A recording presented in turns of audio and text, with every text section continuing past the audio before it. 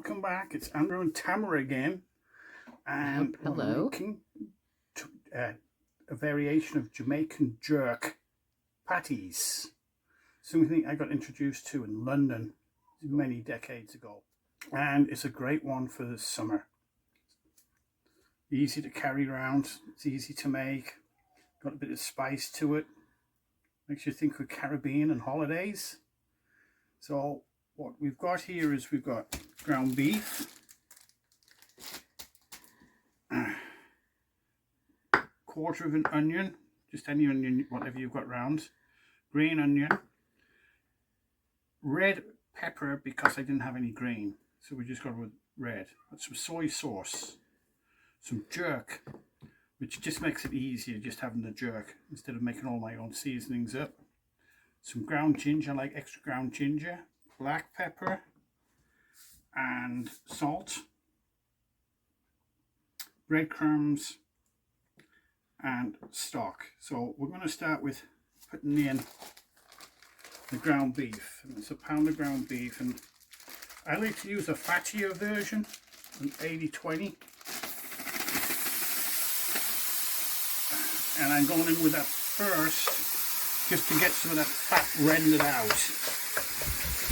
And I don't know if anyone recognises this pan that I'm using, but this is a throwback as well. These were popular in the 70s and 80s, the electric skillet. Yeah, my mom used to cook with one all the time. Start getting that broken down, and it's actually easier if you use a potato masher.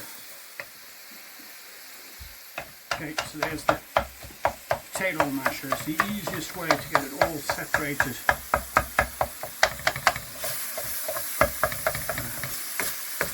And now we're starting to get some of that fat out, and it's going to add taste to the onions and everything else. And everything else gives this the meat taste. So we'll do this, throw in my onions.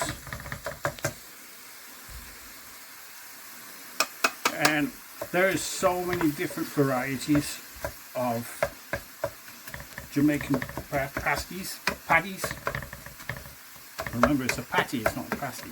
There's so many variations. Some have vegetables in them, carrots and all that kind of stuff. Some are just straight meat. More traditional thing, I think that all of them pretty much have, is the green onion and regular onion, white onion, purple, blue, whatever you've got, but the mix of onions are normal. And then what you put in also is a Scotch bonnet, which is a hot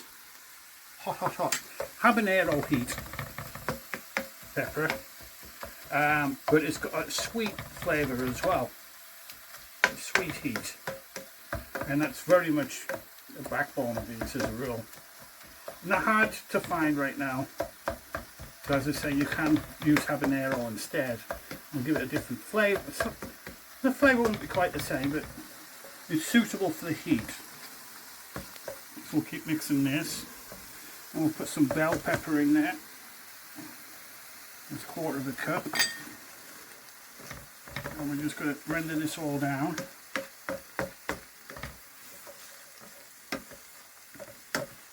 And we're not looking for this to turn super brown or anything like this, because you know it can still be somewhat grey, because it's going to cook longer, because we're going to put it in a pastry, a Jamaican pastry, and it's going to cook on for another 20 minutes. And we're just going to let the vegetables and everything sweat out a little bit. So we just want to get the flavour sweated out and into everything, incorporate it all in. And I'm going to add the seasonings. I should actually already put some salt in there. That's okay. I'm going to take it easy with the salt because we're going to put soy sauce in, and it's quite salty on its own. And just a little bit of black pepper, just for flavour. And we've got the jerk seasoning. And you want to be careful with it because it's got a bit of a kick on its own. Now I'm just going to use around a teaspoon. Just give it plenty of heat. And the jerk season is just it's a little bit easier than just, you know, you have, instead of using the allspice and thyme and all this other stuff that you'd have to add in to make your own. It's just a quick, make it quicker, easier.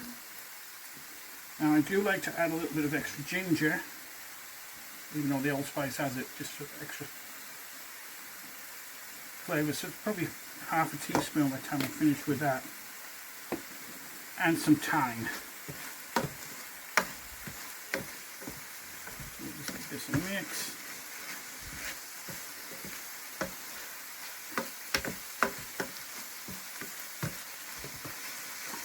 Starting to fall off. Put the soy sauce in there. And some people even add ketchup. As I say, there are so many different variations on this. You can make vegetarian. I've seen them with lentils, and then of course you've got your chicken and pork. And you can get these in Dollar Tree. And they have different varieties, and they're actually not bad. I do like the beef ones. It's my favourite of the 5 that they carry. Let's get that flavour in there. And then there's your beef stock gone in there. So that was 1/4 cup of the soy and 3/4 cup beef stock. Mix that in there. And we want it to be not too wet. You don't want it to be too wet, but you don't want it to be dry. So the English ones tend to be a little bit on the dry side when you make them, but not this one. And then to give it a little bit of more texture and soak up some of that, we're going to put in 1/2 cup of breadcrumbs. And I'm just going to switch over to my spoon and just mix all this together.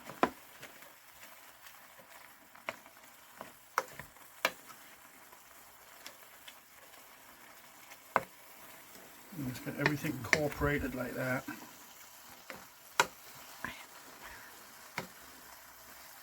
And then what I'm going to do is I'm just going to give it a little taste in a second, see how we're doing. Yeah, like that. See what flavours we've got going on.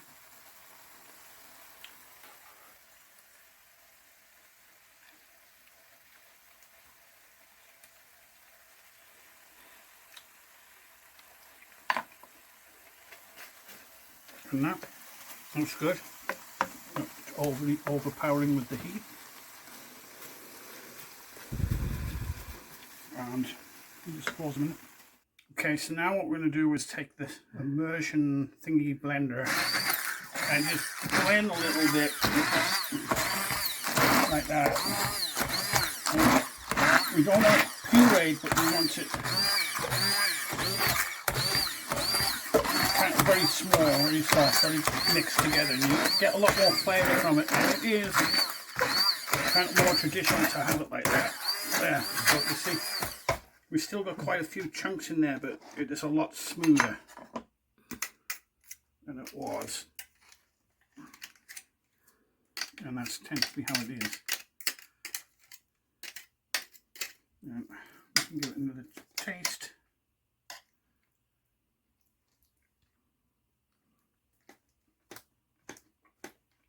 And actually that does make a difference in the flavour. You try it? Stop. Okay, so that is the meat already. So I'm going to put this aside and just let it cool. And we'll get our ingredients all together and we'll make the pastry. Okay, so now we're going to do the pastry. It's actually a really simple pastry. It's just everything has to be done quick and cold. Now, unfortunately, my big food processor died. So I'm going to use a mini one. So I'm going to have to split everything in half. First thing we're going to do is put the flour in here. I'm going to use 4 cups of entry, so I'm going to split it in two lots. The reason I'm using the food processor, as long as this works, in 2 lots, is to blend in the butter. So I've got 2 cups there, and you do a 50-50 mix. There's some butter out of the freezer and lard. So there's half a cup of lard going in there as well. Let's break it up in there. And just get it all down. This on. And you want it a crumbly chop.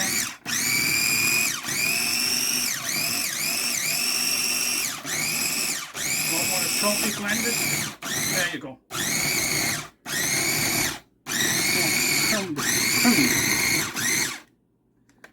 And that should be enough.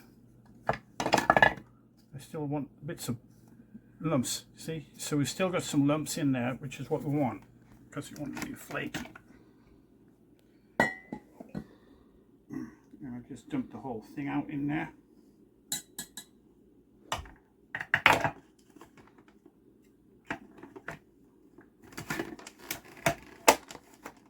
This back on.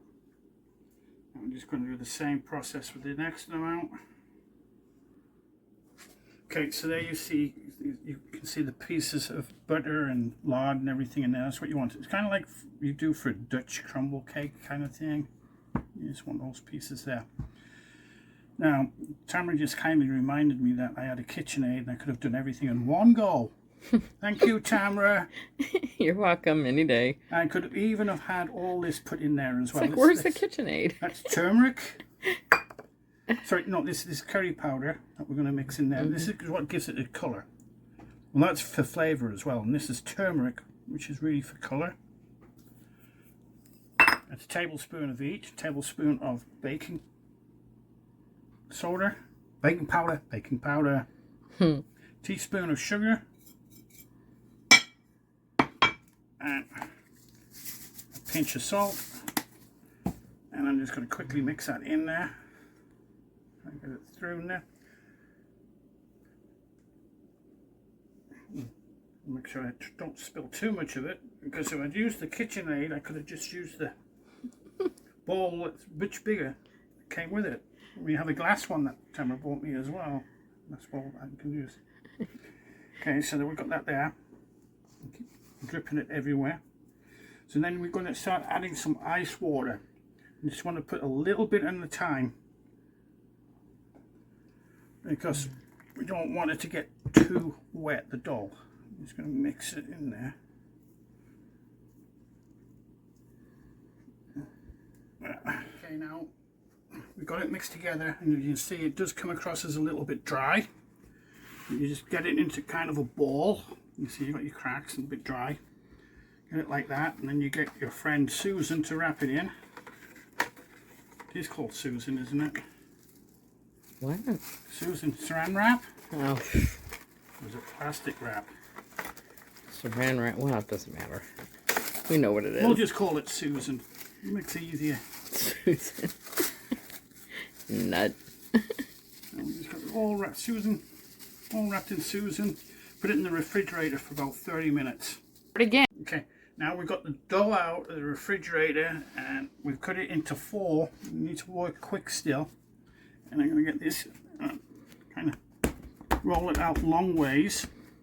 And one of the great things with these patties is that there's no uniform shape. It's not like you have to cut out a circle or anything like that. These are actually done usually like an oblong. And that's a little bit sticky, so we'll just turn it over. I'm just going to roll it out. Take it out this way.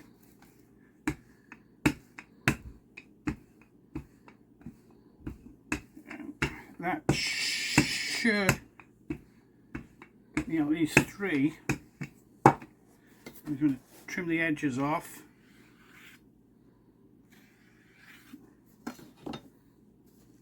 Like that. And we're going to use these for another one afterwards. And just cut this here, Let's have a look. If I fold this over there like that, and I'll get the other one the same way. I'll just go that way and you'll see you can just do different sizes. Now I'm going to take the meat, which we have here. You see it's all there. And I forgot to mention the garlic. You want to get a nice piece of meat in there. You spread it around because you want all over the place. We'll do the same on this side. The meat over there. Don't want it too close to the edges. You want it nice and filled. Okay, and then what we're going to do is put some American cheese in there. Now typically the way they do it, they'll cook it and then they'll break it open, then add the cheese and then heat it again. I'm not doing all that. I'm just going to fold it over, put it in there, and you'll find that apparently this is what their favorite cheese is to use, is the American cheese. It melts really well. That in there. And we're just going to fold it over, get the edges down. It's nice and fat.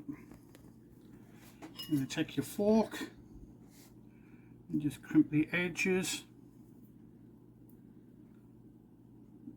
like that. All these edges crimped. And then I can't find my basting brush, but that's okay, I can make this work anyway. Now we're just going to baste it with the fork. Get the egg all over. An egg wash so it'll have that nice golden color. Then you do it. Yeah, I can just move it over into a tray that I've lined with parchment paper so it doesn't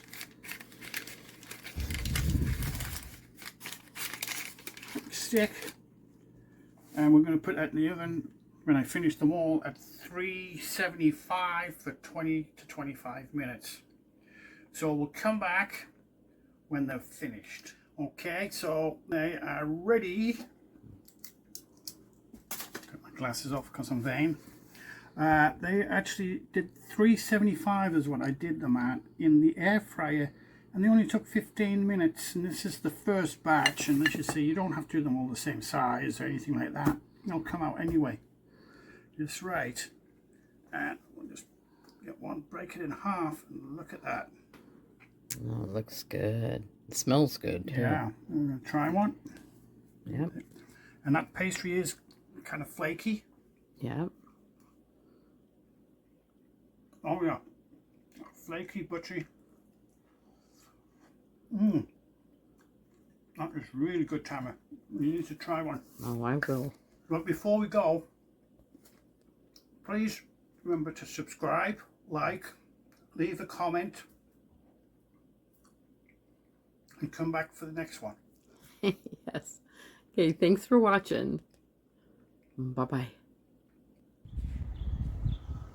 The Samson kitty. It's another rescue.